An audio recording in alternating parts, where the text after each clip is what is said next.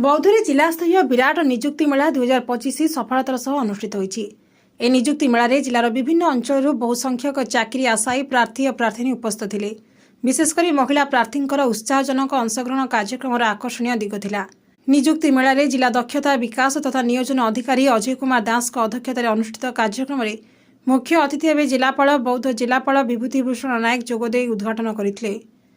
से निजे ही साधारण पृष्ठभूमि यात्रा आरंभ कर संघर्ष और अध्यम प्रयास माध्यम स्थान को पहुंची सुजोग को सद्व्यवहार कले समस्त सफलता अर्जन करें से युववर्ग को प्रेरणा देते।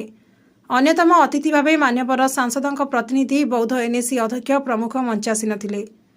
निजुक्ति मेलारे 28टी विभिन्न क्षेत्र निजुक्तिदाता अंशग्रहण करते, जो माने जिला भितर राज्य भितर एवं राज्य बाहर चाकरी सुजोग प्रदान करते।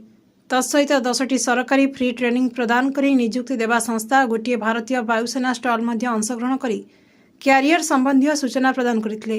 निजुक्ति मेलारे प्राय 1000 ऊर्ध्व चाकरी आशायी जोगदेते। मोट 791 जन प्रार्थी पंजीकरण करथिबा बेले साक्षात्कार और चयन प्रक्रिया पर 554 जन प्रार्थी प्रथम पर्यायर नियाଯାଇଥିଲା।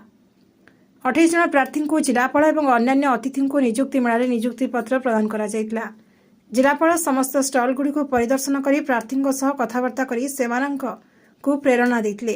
निजुक्ति मेलार समग्र आयोजन और सुचारू परिचालन कार्यालय कर्मचारी रुद्रनारायण सामंत, रमाकांत मिर्धा, शीतल कुमार, हेमंत तिवारी और श्री डम्बरुधर खालको गुरुत्वपूर्ण भूमिका पालन करते।